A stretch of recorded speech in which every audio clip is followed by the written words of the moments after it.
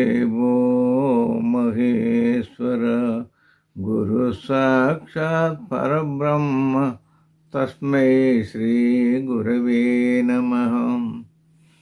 అఖిలాండ కోటి బ్రహ్మాండ శ్రీగుట్ట పరమశ్రీ దివ్య శరణ పాదపదం నమస్కరిస్తూ మీ అందరి హృదయంలో దేదీప్యమానంగా ప్రకాశించక చైతన్య స్వరూపుడైన పరమాత్మకు నమస్కరిస్తూ పవిత్రాత్మ స్వరూపులైన ప్రియాత్మ బంధువులారా, ఈరోజు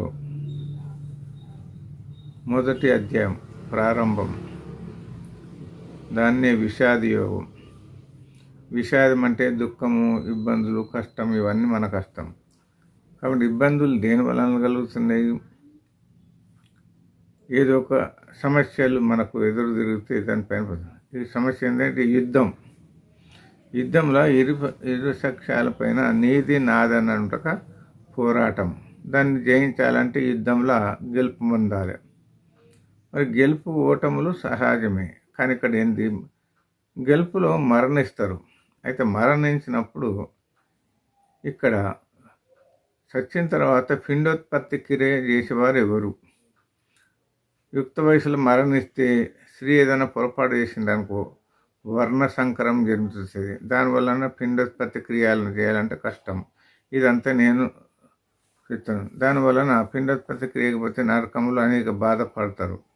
అవన్నీ నేను శాస్త్రపరంగా వింటున్నాను అని చెప్పి అర్జునుడు తన ఆవేదన వ్యక్తం చేస్తారు.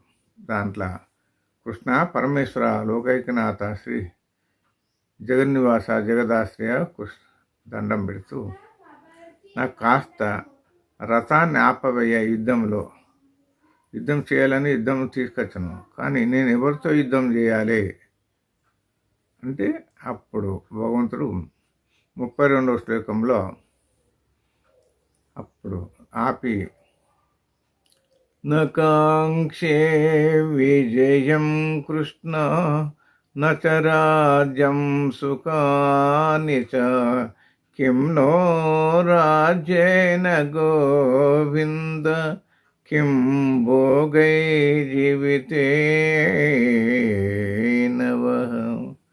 నాకు విజయం వద్దు, భోగభాగ్యాలద్దు, ఏకఛత్రాధిపత్యం నుంచి ఎవరి ప్రతిపక్ష పోటీలు లేకుండా అన్నిటికీ ఆధిపత్యం వహించిన నాకు సంతోషం.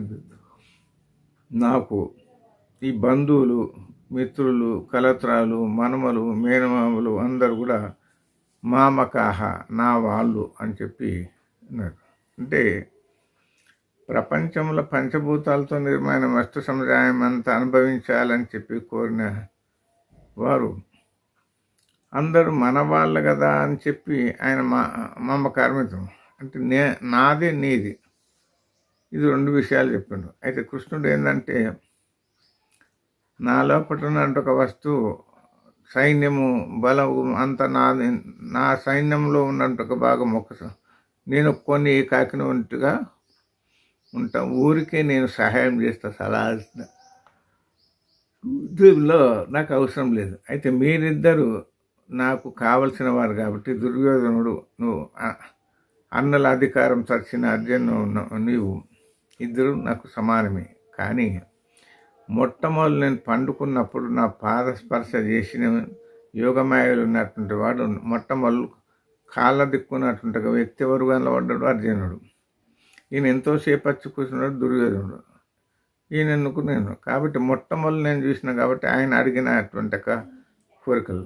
కాబట్టి రెండు నా తడ, ఒకటి సైన్య బలం ఒకవైపు, నేను ఒకవైపు. ఏది నీకు కావాలని అంటే అర్జున కోరుకుంటే, అప్పుడు అర్జునుడు ఏమంటే, నువ్వు ఒక్కోనివే నాకు కావాలి. ఇక్కడ ఏంటంటే విశ్వమే విశ్వేశ్వరుడైన ఉండక భగవంతుడే అర్జునుని స్వాధీనం చేసుకున్నప్పుడు, నువ్వు కావాలనుకున్నప్పుడు పరమాత్ముడు ఎందుకు అని చెప్పి అనుకున్నట్టుగా దుర్యోధనుడు పతనం అయిపోయిండు. అర్జునుడు నీవే ఇతపరంగా అని చెప్పి అనుకున్నట్టు కదా అర్జునుడు విజయం పథంలో పయనించాడు. అయితే దీంట్లో ఇరు సేనలు దొరికినప్పుడు